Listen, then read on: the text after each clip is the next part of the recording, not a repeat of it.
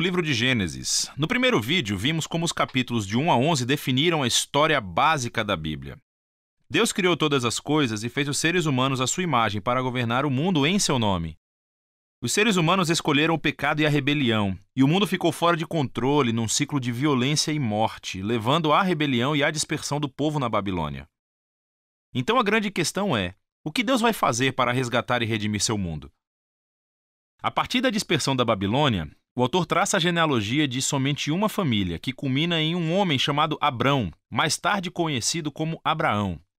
A promessa de Deus para Abraão, no começo do capítulo 12, abre um movimento completamente novo na história. Deus chama Abraão para que deixe a sua casa e vá para a terra de Canaã, que Deus diz que será sua um dia. Nessa terra, Deus promete a Abraão que irá torná-lo uma grande nação e irá fazer seu nome grande e abençoá-lo. Essas promessas estão ligadas a partes anteriores do livro.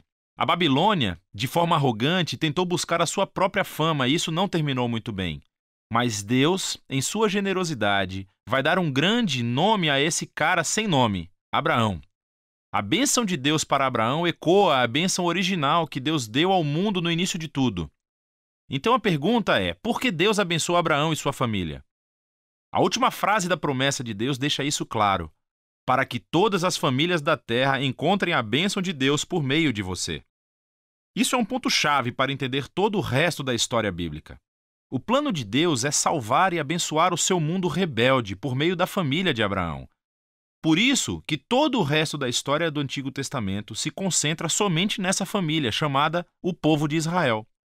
Por isso que Israel mais tarde será chamado o reino dos sacerdotes do Monte Sinai. Deus quer usá-los para mostrar a todas as outras nações como Ele é. No fim, essa é a promessa realçada pelos profetas bíblicos e poetas que aparecem mais tarde, que dizem que o seu cumprimento virá por meio do rei messiânico de Israel, cujo mandato trará justiça e paz a todas as nações. Mas nesse ponto da história, nada disso está claro. Você tem que continuar lendo e ver como a promessa se desenvolve. O resto do livro concentra-se em Abraão e sua família. Primeiro no próprio Abraão, depois no seu filho Isaque, depois no seu filho Jacó e finalmente nos 12 filhos de Jacó. Essas histórias de cada geração são unidas por dois temas principais. Primeiro, cada geração da família de Abraão é marcada pelos mesmos erros. Eles continuam fazendo péssimas decisões que destroem as suas vidas e arriscam a promessa de Deus. Contudo, Deus permanece fiel a eles. Ele continua salvando-os dos seus próprios erros e reafirmando o seu compromisso de abençoá-los e abençoar as nações por meio deles, apesar de suas falhas. As histórias de Abraão. Deus tinha prometido a Abraão uma família enorme, mas em duas ocasiões diferentes ele teme por sua vida, porque outros homens se sentem atraídos pela sua esposa. E ele nega estar casado com ela, o que obviamente cria todo tipo de problemas. Não só isso, mas Abraão e sua esposa Sara não podem ter filhos. Então Sara planeja para que Abraão tome uma das suas servas, o que também cria todo tipo de problemas. Mas toda vez Deus livra Abraão. Nos capítulos 15 e 17, Deus chega a formalizar sua promessa para Abraão com um compromisso oficial, chamado de aliança. Essa é uma cena clássica. Deus convida Abraão para olhar o céu estrelado de noite e contar as estrelas. Ele diz que a sua família será numerosa do mesmo jeito. Apesar das probabilidades, sem filhos e sem maneira de ter nenhum filho no momento, Abraão olha para o céu e simplesmente confia na promessa de Deus. Deus responde por meio de uma aliança com Abraão, prometendo que ele se tornará pai de várias nações, que a bênção de Deus virá para o mundo inteiro. Deus pede que Abraão marque a sua família com o sinal da aliança, a circuncisão de todos os meninos da família. Esse símbolo serve para que eles lembrem que a prosperidade da sua família é uma dádiva de Deus. Abraão termina por ter muitos filhos e morre em idade bem avançada. As histórias de Jacó abordam esses temas de forma ainda mais dramática. A partir do seu nascimento, Jacó faz jus ao seu nome, que significa enganador. Ele engana seu irmão Esaú, tomando a sua herança e a sua bênção. E ele faz isso enganando seu velho pai, que estava cego e simplesmente vai embora. Ele tem 4 esposas, mas ama somente uma, Raquel. E isso cria muitas rivalidades na família. A única coisa que o humilha é ser enganado por seu tio Labão, que toma anos de sua vida. O jogo finalmente virou. Um Jacó humilhado regressa à sua terra natal. Em uma história muito estranha, Jacó acaba lutando com Deus e exige que Deus o abençoe. Algumas coisas nunca mudam, não é?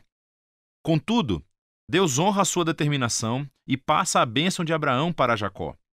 Deus muda o nome de Jacó para Israel, que significa aquele que luta com Deus.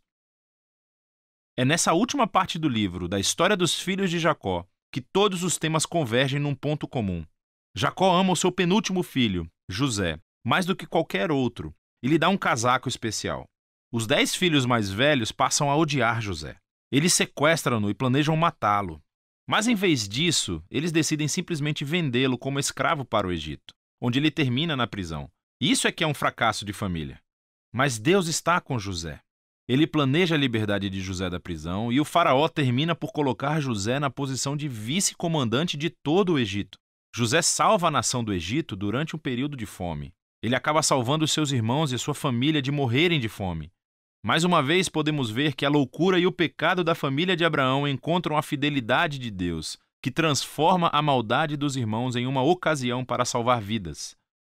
Isso é exatamente o que José diz perto do final do livro.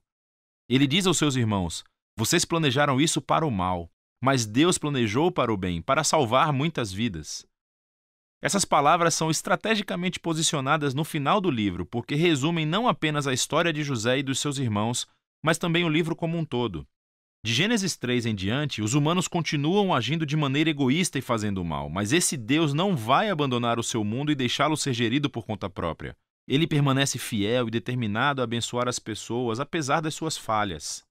Você pode ver isso especialmente na forma como aquela promessa misteriosa sobre o descendente da mulher se desenvolve durante o livro. Lembre-se de Gênesis 3. Deus prometeu que esse guerreiro ferido viria e destruiria a serpente e derrotaria o mal na sua fonte. O autor então conecta essa promessa diretamente à linhagem de Abraão. Essa é a parte sobre como Deus trará a sua bênção para as nações. De Abraão, a promessa é ligada a Judá, o quarto filho de Jacó, da seguinte maneira. Em um poema extremamente importante no capítulo 49, Jacó, já envelhecido e no seu leito de morte, quer abençoar os seus 12 filhos. Quando chega a vez de Judá, Jacó prevê que Judá se tornará a tribo dos líderes reais de Israel. Um dia, um rei virá para comandar a obediência de todas as nações e cumprir a promessa de Deus de restaurar a bênção do jardim para todo o mundo. Depois disso, Jacó morre e depois José morre também. A família, ainda em expansão, permanece no Egito. O livro de Gênesis termina com todas essas esperanças e promessas futuras no ar, sem desenvolvê-las. Isso obriga você a virar a página para ver como tudo vai acabar. Por agora, esse foi o livro de Gênesis.